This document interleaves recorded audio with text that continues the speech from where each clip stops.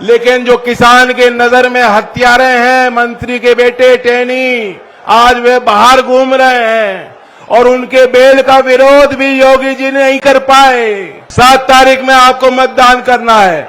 मुझे पसीना आ रहा है, बाबा जी ने गर्मी बहुत कर दी है और मैं तो कहता हूं कि मोदी जी का बस चले तो एक दिन योगी जी को भी कंगा भेज देंगे।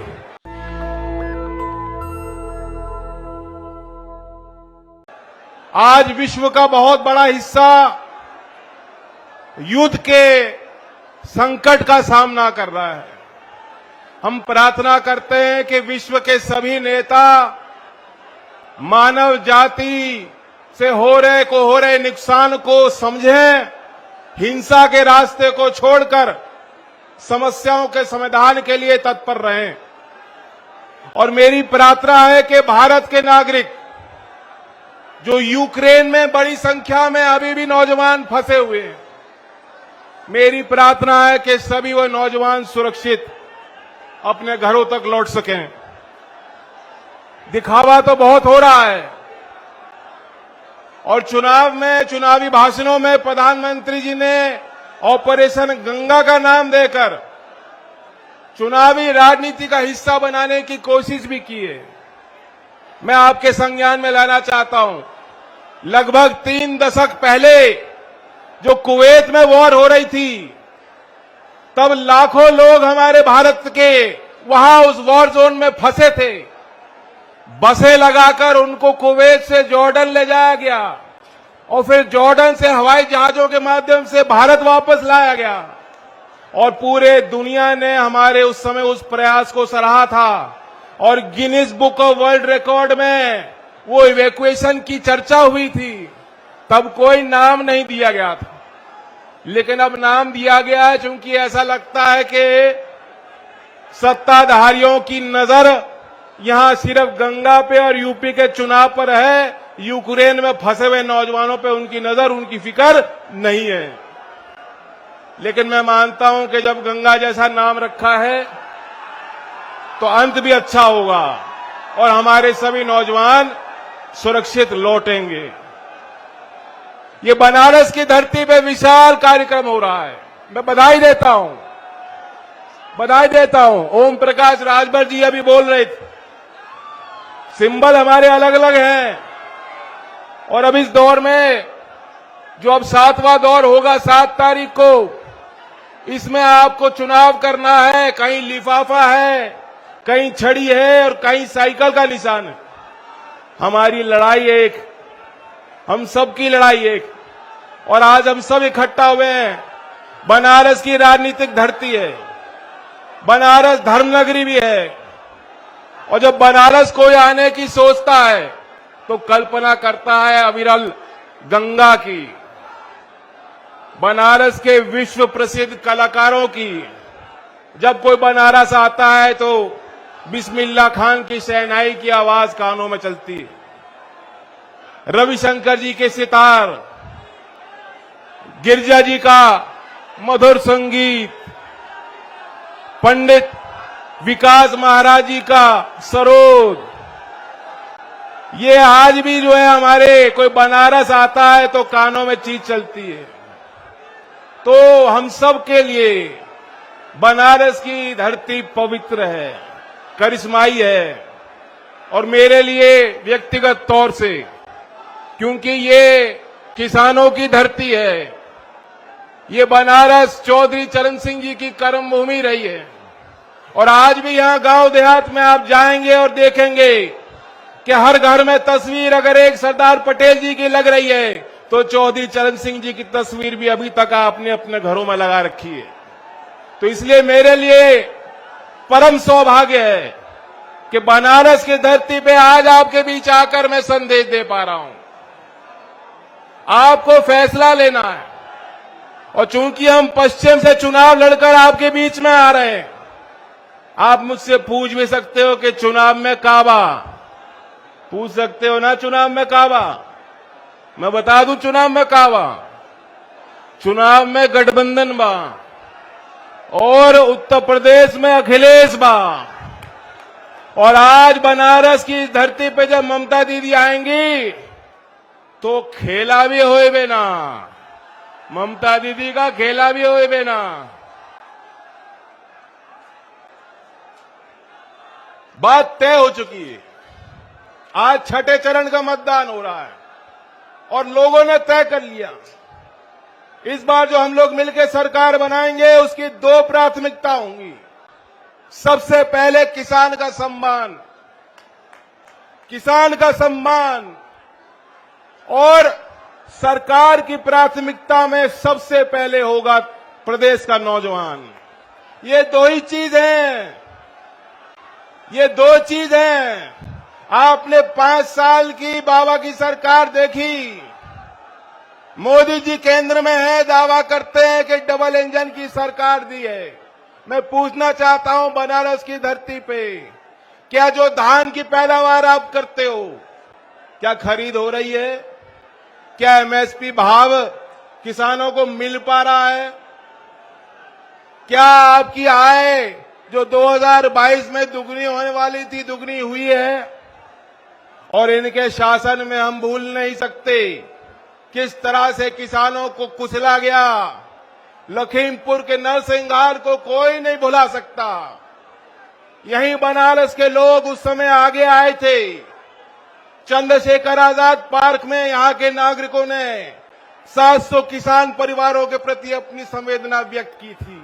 और यहां विश्वविद्यालय में छात्रों ने जब मौन जुलूस निकालने की कोशिश की तो लखनऊ से योगी जी ने आदेश दिया और यहां के पुलिस ने उन बच्चों पे मुकदमा दर्ज करने की उन्होंने हिम्मत करी। यानी जो किसान का साथ देगा, जो किसान की बात करेगा, 5 साल से सरकार ने उन पे लाठी चलाई है, उन्हें कुचलने का काम किया है, उनकी आवाज दबाने की कोशिश की। और जब जब नौजवान नौकरी मांगने गए, बताओ कितने साल से भर्ती नहीं हुई, भर्ती निकलती है, नौकरी नहीं मिली। और सेना की भर्ती, नौजवानों कितने सालों से सेना की भर्ती नहीं हुई है, नहीं हुई है। लंबित भर्तियां चल रही हैं हर विभाग में, आप पे भी लाठी चलाई। तो ये वक्त है कि किसान के सम्मान और नौजवान के सम्मान और रोजगार को दिल में रख के आपको वोट की चोट देनी है। ये वो सरकार है जिसकी जिम्मेदारी थी उन किसान परिवारों को न्याय दिलाने की। लेकिन आपने देखा कि लखीमपुर में किसानों को बेल नहीं मिली, लेकिन जो किसान के नजर में हत्यारे हैं, मंत्री के बेटे टेनी, आज वे बाहर घूम रहे हैं और उनके बेल का विरोध भी योगी जी नहीं कर पाए। मैं दावा करता हूं, अगर किसानों को बेल मिल गई होती तो योगी की सरकार सुप्रीम कोर्ट में उस बेल का विरोध करने जाती। लेकिन योगी जी की सरकार, टेनी को जब बेल मिली, किसान के हत्यारों को जब बेल मिली, उसका विरोध करने भी सुप्रीम कोर्ट नहीं गई।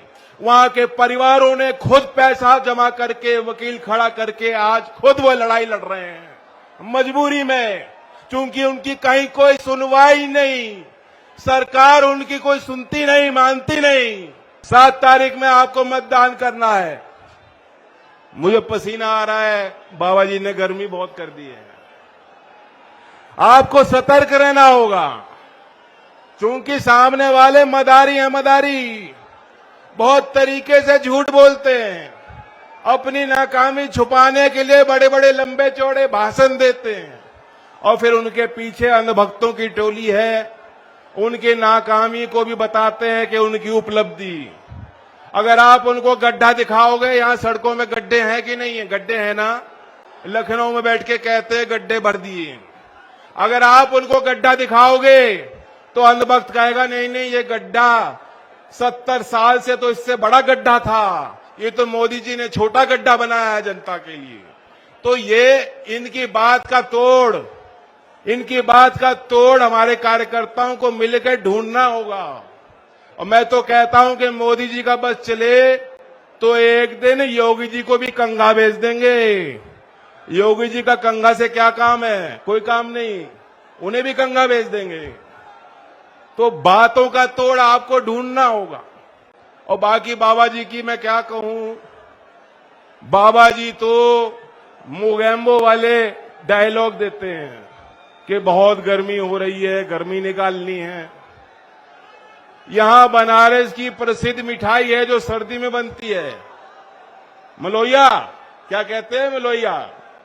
वो सर्दी के 2-3 महीने में मिलती है और वो ओट्स से बनती है, दूध होता है उसमें, पोषण होता है, और जब वो खाते हैं सर्दी में तो बदन को गर्मी मिलती है। मैं बाबा जी को कहूंगा कि आप हमारी क्या गर्मी निकालोगे, ये बनारस के नौजवान 7 तारीख में ऐसी आपकी गर्मी निकालेंगे। अगर आपको सर्दी में मिठाई खानी चाहिए थी बनारस आकर,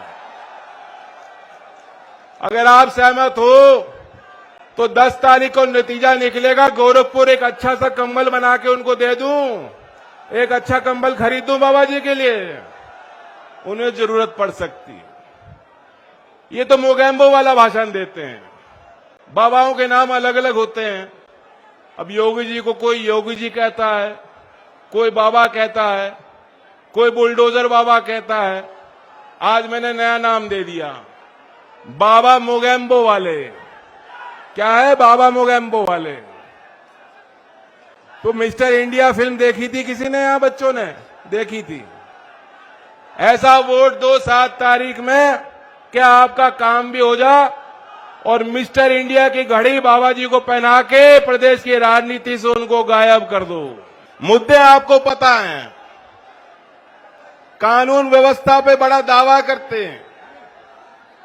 सबसे पहले अगर कानून व्यवस्था सुधारनी है तो जो वर्दी पहने हमारे जवान हैं, इनका भी ख्याल रखना होगा।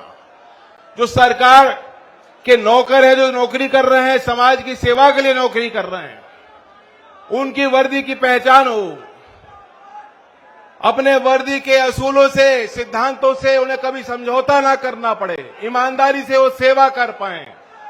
और मैं इन पुलिस कर्मियों को याद दिलाता हूं, चौधरी चरण सिंह ने देश में पहला पुलिस आयोग का गठन किया था और जब जब उन्हें मौका मिला बहुत सख्त प्रशासन उन्होंने दिया। जनता को याद होगा जब चौधरी साहब को मौका आपने दिया था, एक बार संकट की घड़ी पैदा हुई, 27,000 पटवारियों को बाहर करके उन्होंने लेखपालों की जब भर्ती की।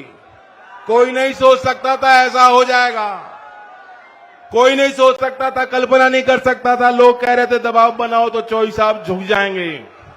और इस क्षेत्र में उस समय की कहावत है चौधरी साहब को लेके कि चरण सिंह धान पछोरलन बिना कूटले, चरण सिंह धान पछोरलन बिना कूटले, पटवारी बस्ता रखी दहलन बिना पूछ ले।